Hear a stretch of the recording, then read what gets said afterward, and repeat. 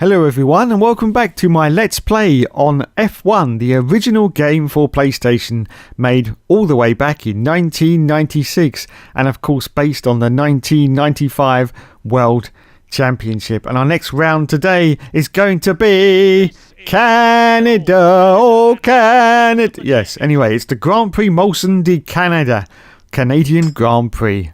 Wowzers. Anyway, this, as I said, was based on the 1995 FIA Formula 1 World Championship, in which Schumacher won 9 races en route to the championship, equaling the record set by Nigel Mansell in 1992. He also continues his rivalry with Williams Renault driver Damon Hill, including collisions at the British and Italian Grand Prix. Both these races were won by Schumacher's Benetton teammate Johnny Herbert, taking his first 2 F1 victories.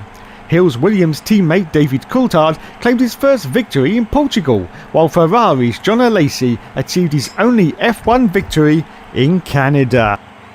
So here we are then at Canada, apparently won just once by John Alesi. And yes, as I said earlier, this is the 1995 FIA Formula 1 World Championship, and we're just fiddling with the downforce settings of the car now for David Twat Coulthard. We need less downforce, of course, for the Canadian race, and a little bit less fuel in the car, of course, because as we know, this game is very, very glitchy indeed, and you have to do all this before you go into the race. Anyway, so out we go on the gorgeous Canadian circuit for our Williams driver, Williams Renault, of course, in 1995.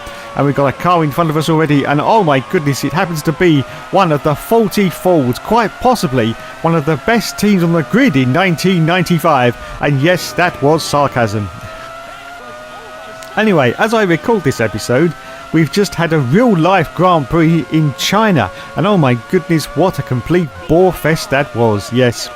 The trouble is, I think, that Liberty Media seem more content on improving the front end of the show. They forget about the thing that F1 is all about, really, which is the core racing. And until they get that sorted out, it's not going to be much fun to watch.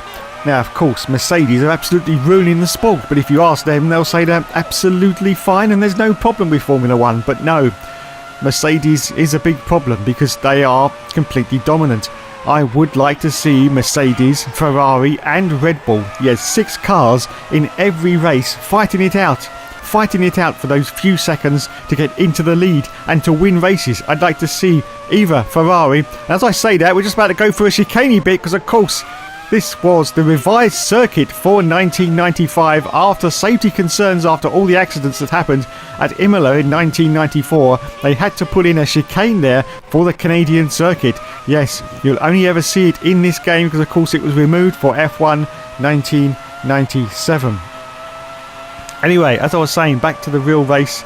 And yes, I'd like to see 6 cars constantly battling it out. And of course, if you've got that going on, then you've got all the midfield battles which could ensure as well between the Force Indias, the Renaults, the McLarens and all that. But unfortunately, it just doesn't happen because whatever anyone ever remembers of the races is purely that, oh God, Lewis Hamilton won it again. Yes, Lulu won it again. Oh my goodness. Anyway, so that's what needs to happen, I do believe. But how is that change going to be implemented? Well, of course, there's a raft of changes coming in for 2021, which apparently is going to improve the show. But how many times have they said that before? Who remembers the infamous 2003 season, when after a complete bore fest of the 2002 season, where this time Ferrari were completely dominant. Oh my goodness. Michael Schumacher, of course, and Rubens Barrichello. Bernie Ecclestone, the godfather of F1, suddenly declared there will be change, and change very, very soon. So we're just about to go through this chicane once again at the Canadian circuit, and that change was, well, it was completely weird. They fiddled with qualifying, which of course is never really broken, but you know, that's the thing you need to do. If you can't get Formula 1 to work properly, just fiddle around with the qualifying. Yes, and you had to go out in these shootout stages, didn't you? Oh my God, no, it was just so wrong. And in fact, I think, David Twat Coulthard's got into 10th position so far. I think for the first half a dozen races, it did actually mix up the field, and it was quite exciting. I remember James Allen, oh my god, he actually stopped talking about tyre pressures just for once and was going absolutely mental at the start of these races, and going, this is going to be the most exciting F1 season ever. Well, unfortunately, after about the first 6 races, everything seemed to settle down, and it wasn't really the best F1 season ever. Not according to James Allen. Not according to anybody, really. But, yeah, so that was one of the implemented changes that didn't quite work. But, of course, they have fiddled with the systems so many times. Don't forget, of course, we had changes in 2003, I do believe, where you had 7th and 8th points positions now, and then of course later on it went to 9th and 10th place positions where you got points, and then of course they completely changed the point on its head, where you now get 25 points for a win, whereas you only used to get 10. And of course this is a 95 season, so this would have had the old point system where you got 10 points for first place and only 6 points for second place, and so on and so forth. So at the moment, David Twat Coulthard at the Canadian Grand Prix is currently in 10th position, and I think that's going to be his qualifying position, because he's coming in now to the pits to change up our strategy for the race. So we're going to put our fuel in. Yeah, we're going to fill it right up, I think. Yes, fill it right up. We're going to change the tyres as well, because I have no idea whether this actually does have any effect during the race, but we're going to do that anyway. So the fuel goes in now, the tyres are refreshed, and it's go, go, go once more. It's time now to go out onto the grid, where I say everyone's names and hopefully manage this time to remember them all, which I won't, because I never do. So, on to the grid we go, and this is round 6 of the championship, the Grand Prix Molson du Canada. So, in pole position, it's Michael Schumacher in the Benetton Renault. Second place goes to Damon Hill. In third position, it's Gerhard Berger. In fourth place, it's John Alesi, the winner of this race in 1995.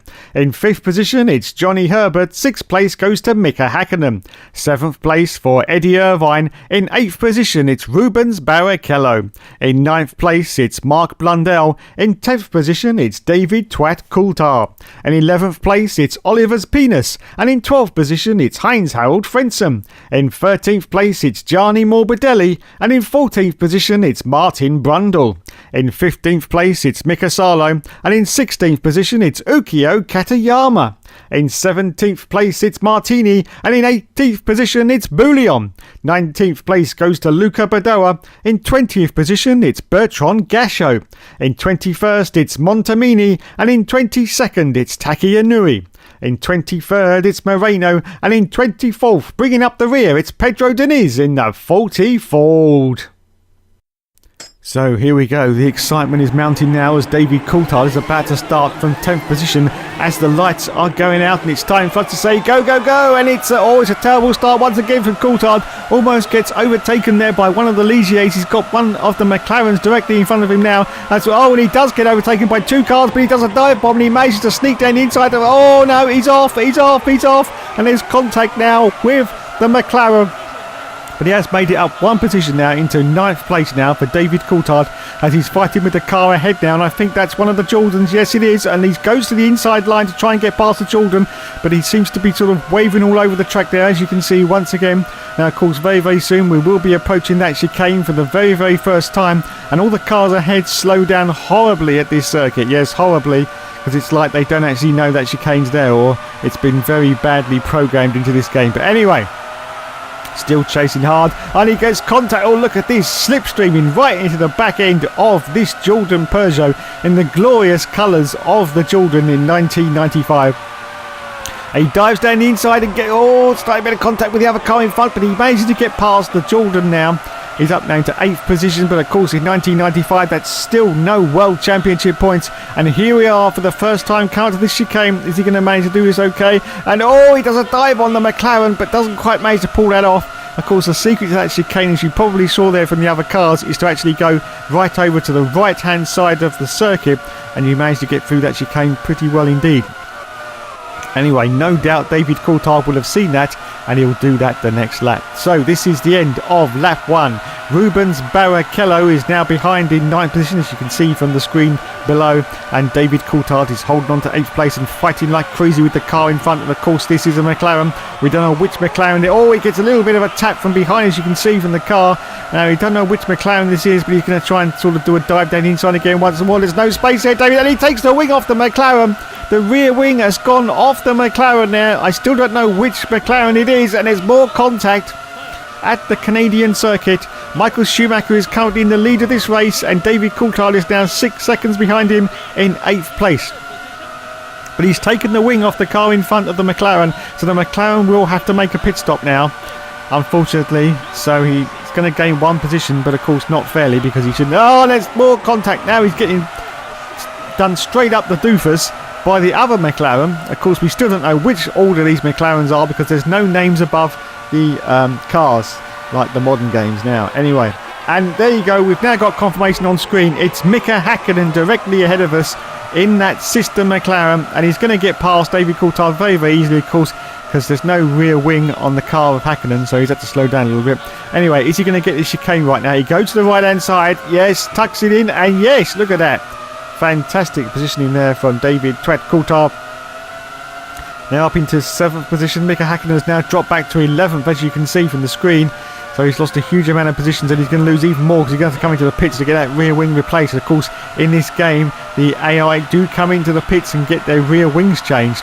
Of course, for us, there's no actual difference, and we can carry on going around the circuit with no rear wing on. But for the AI, of course, they have to make sure their car is in pristine conditions, otherwise it won't get passed by the FIA, of course. Yes.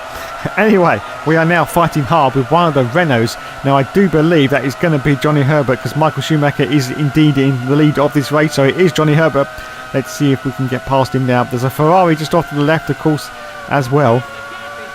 He's fighting like crazy. I think is that another Jordan in front? Well, Jordan really did well in the 1995 season. Well, at least in game form. I'm not quite sure how they did in real life. I'll have to look that up on Google. But in game form, they're doing really, really well. Anyway, there he is. There's Johnny Herbert. We're a quarter of a second behind. 0.224 behind Johnny Herbert. We're about to come down this section now and brake very, very hard for this very, very tight right-hander.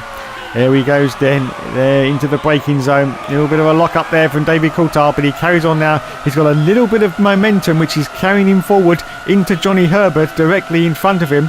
But of course, as I've said in previous episodes, there's no slipstreaming in this game, so you're not actually catching up to the cars in front by using slipstream, because there isn't any. Absolutely nada.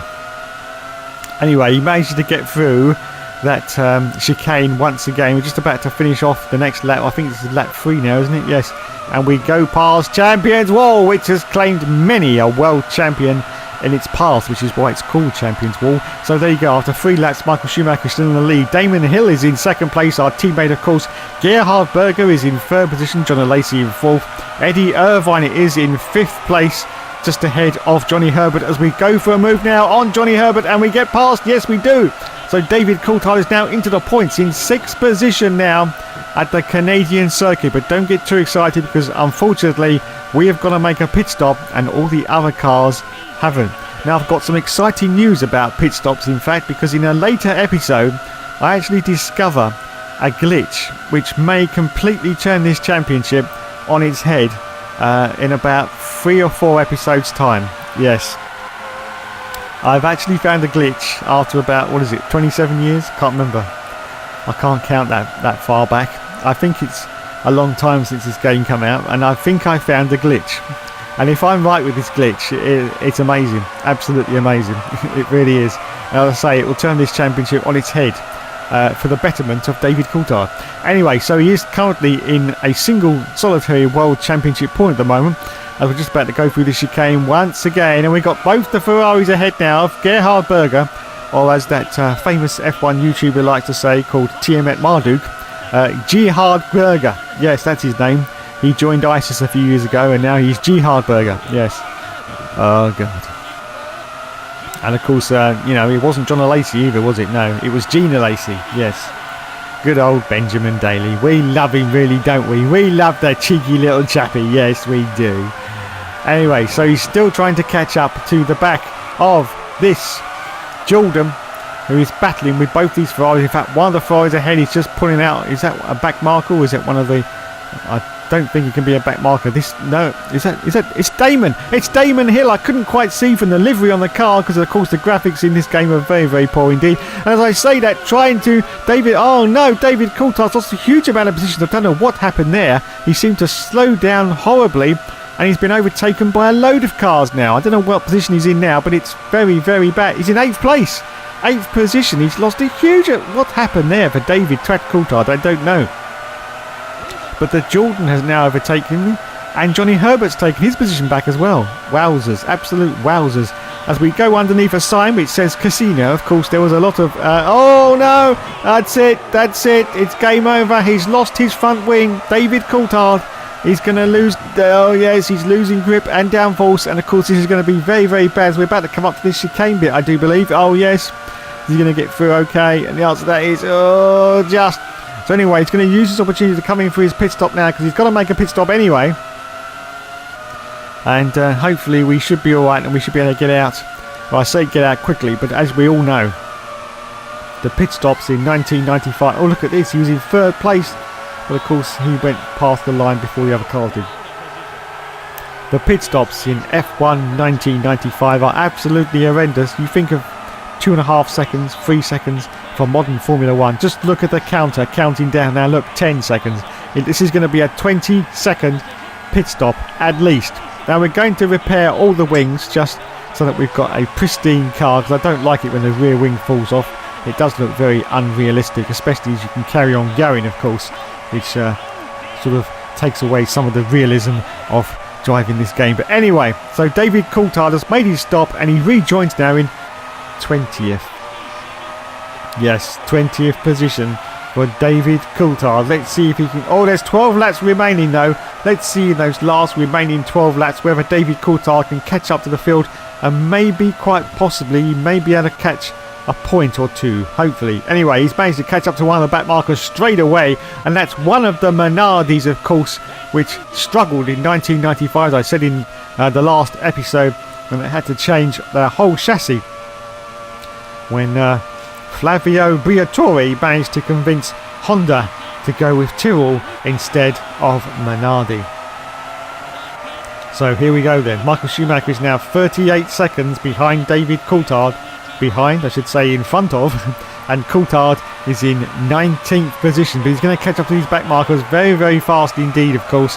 And we've got another Minardi in front of us as we're just about to go down this very, very long straight. And we're almost approaching this horrible chicane. I absolutely hate this chicane bit that they put in 1995. Oh no! David Coulthard's gone straight into one of the bollards on the chicane, and it slowed him up completely. He's probably got a little bit of front wing damage as well, but of course it doesn't show up on screen, so we're all good. We're all good. But yes, I do hate that chicane. It really slows you down, which of course was the idea of having that chicane, to slow you down so you didn't go at full speed. But unfortunately, after everything that happened in 1994, Formula 1 in 1995 just went absolutely crazy on the safety aspect, and you know, they should have calmed down a little bit. You know, some of the rules were fine, but sticking all these tyre barriers they put in, wasn't it, in some of the races in 1994, that was just a step too far.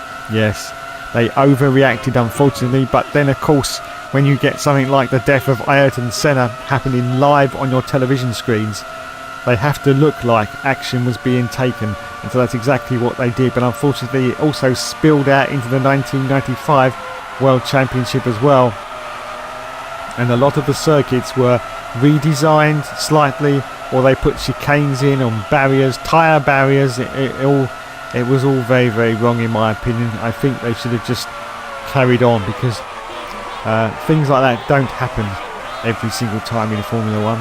It was just a tragic weekend at Imola in 1994. Safety, of course, in Formula 1 has been absolutely brilliant these past few years. It really has, and it's improving all the time. If you go back to the 1970s, of course, unfortunately, I think the statistics for fatalities was... I think you used to lose at least 3 drivers a year sometimes in the 70s. That's just That's just way too much. Way too much. But of course, nowadays, there are, of course, tragedies that happen, which you're going to get in any fast motor racing sport, unfortunately. But those tragedies now are very few and far between, which is always for the better. But anyway, as I've been waffling on, David Coulthard has made it past another car and he's up into 17th position now, as I give you some more team changes that happened after the 1994 season and the start of the 1995 season. At the end of the 1994 season, Team Lotus left F1 after 36 years in the sport, winning 6 drivers and 7 constructors championships. The team's assets were then bought by David Hunt, brother of 1976 Formula 1 champion James Hunt, who announced that the Lotus name will be used by the Pacific Grand Prix under the name Pacific Team Lotus.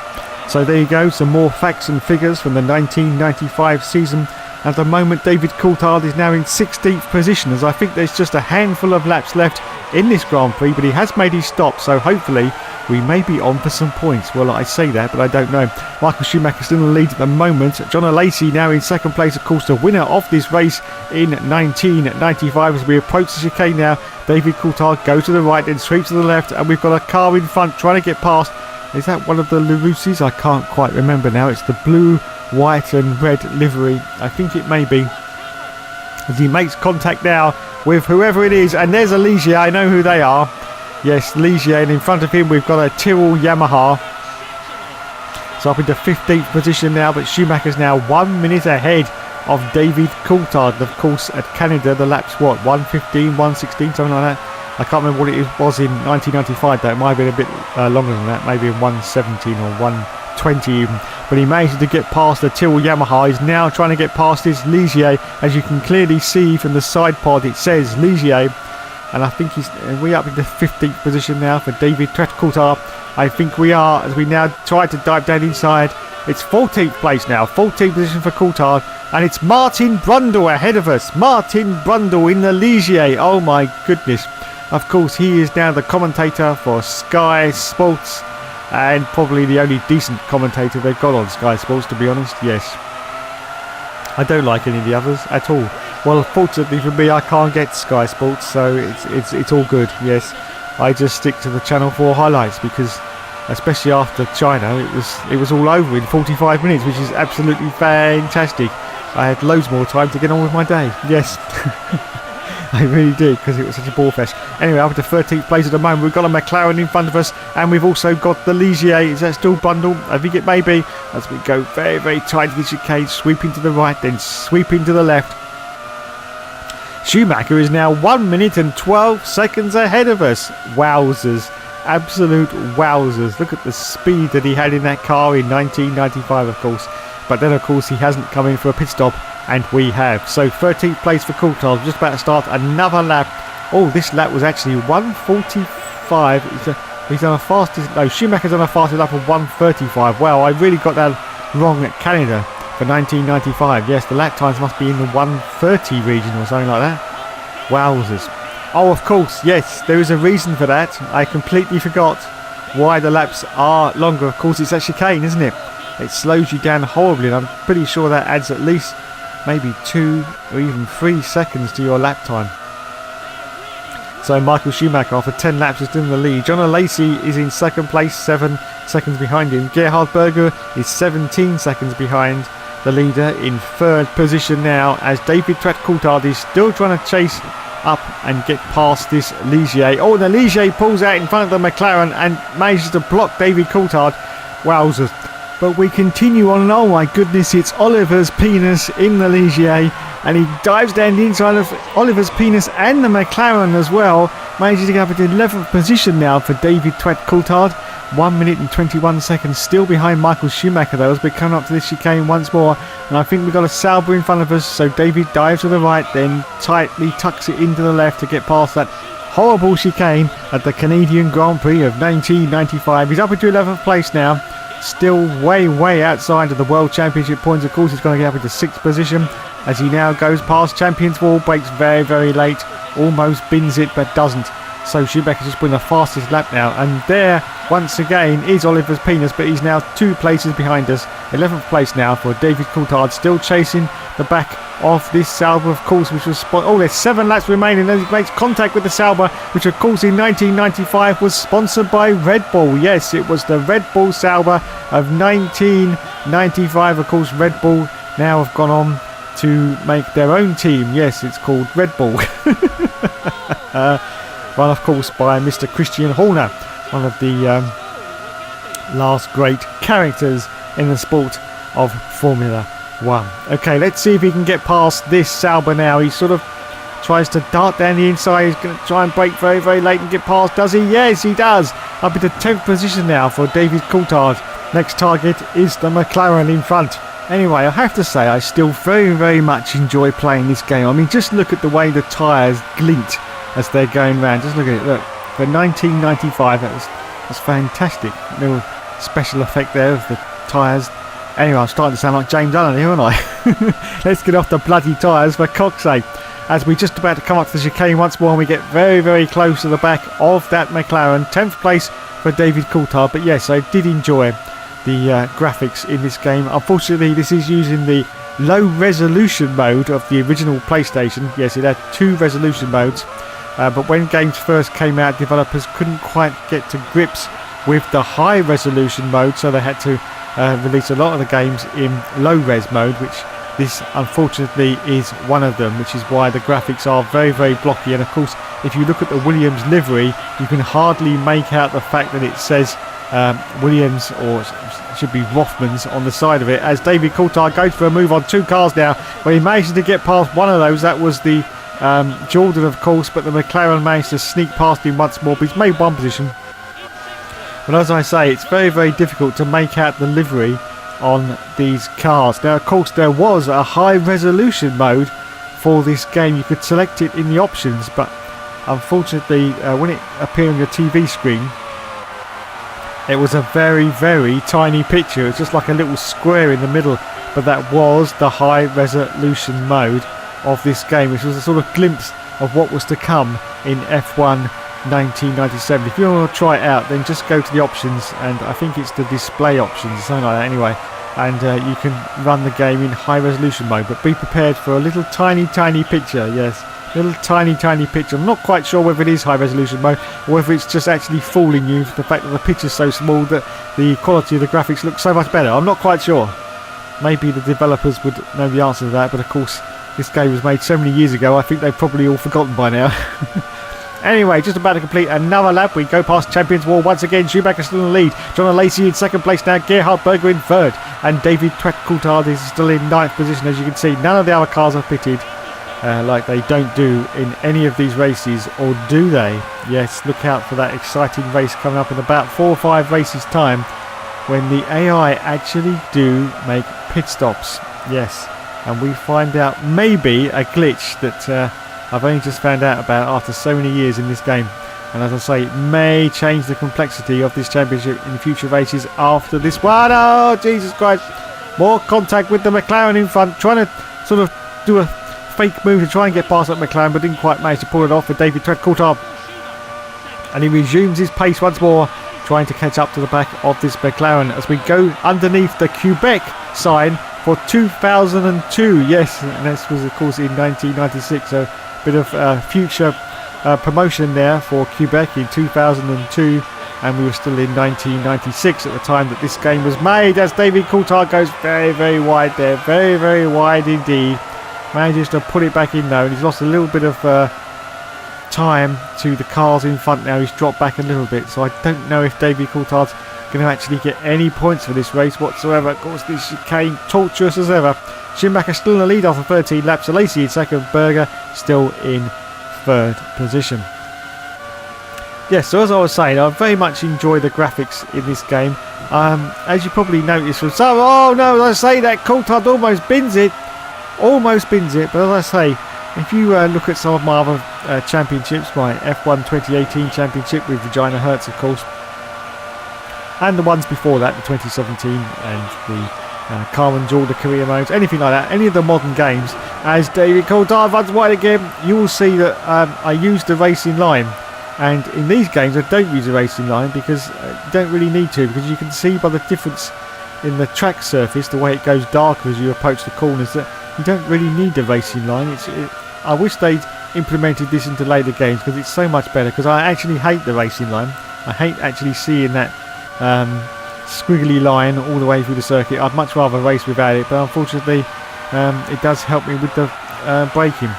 Well, as I say that, I really should just switch it off, shouldn't I, and see if I can, because I think I can, you know.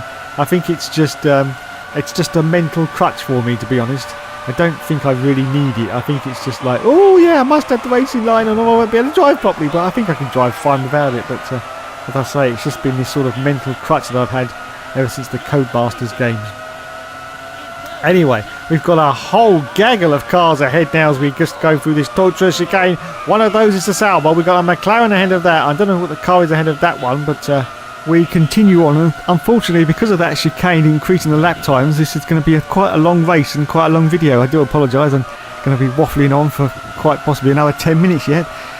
Just looking at the time left on the video. Anyway, Michael Schumacher is still in the lead at the moment.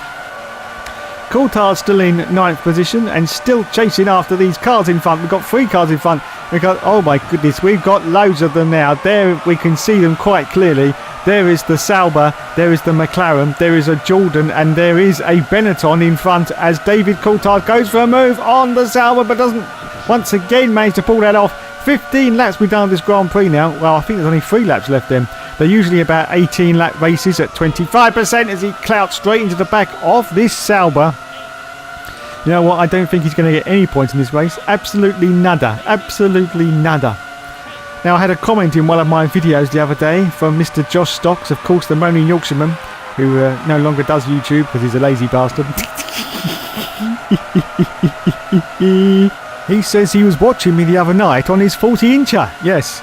Well, that's just the kind of smutty sense of humour that we need on this channel. Yes, it's always been a staple of this F1 Games PlayStation channel, and long may it continue for years to come. Yes, years to come, because quite frankly, you could never have enough smut. You could never have enough smut. Anyway, we're still trying to get past these bloody cars. Oh my goodness, it's a 40 Ford now, holding up the Jordan. Yes, the greatest F1 team in history were, of course, the 40 Ford team, as he gets clouted in the side pod by this Jordan. And now Coulthard's, he's had enough now, it's Coulthard, but he's made a fatal mistake for David Coulthard, and he's lost his front wing and he goes round. Oh, that's it. That's it. Game over for Coulthard. Game over for David Coulthard. No points in this Grand Prix now. It's going to be for Coulthard. He's down to 13th place now with just a few more laps to go. He's got no front wing on his car, so he's going to lose front end grip and downforce, of course. And that's it. Well, he gave it a good go. 16 laps gone now for Michael Schumacher. He's going to have a sneaky little go at this McLaren once again with no front wing on his car. Well, he doesn't really care now, so he clouts into the side of him. What does it matter? And he manages to get past, though. So that's it, unfortunately. No more points for David Coulthard. So I have accelerated the end of the race because Coulthard's only made it up into 12th position, and he spins in the last lap of the Grand Prix. Oh no, that's disaster for Coulthard. He's now been overtaken by a 40 Ford. Is he ever going to live down the shame at Williams Renault as he crosses the line now in, I think, 16th place? Oh my goodness. Yes, there he goes. 16th position for David Coulthard. So no points at Canada. Michael Schumacher won the race. John Lacey was in second. Gerhard Berger in third. Damien Hill in fourth. Johnny Herbert in fifth. And Mika Hakkinen in sixth. And 16th place for David Coulthard, with the fastest lap going to Michael Schumacher. Oh my goodness. So in the championship now, it's getting real exciting at the front. Michael Schumacher in the lead with 33 points. David Coulthard is in 5th position with 14 points. And in the constructors, Williams are in 3rd place now with 42 World Championship points. Oh my goodness. Well, as always, thanks so much for watching, everyone. And as always, there will, of course, be more later.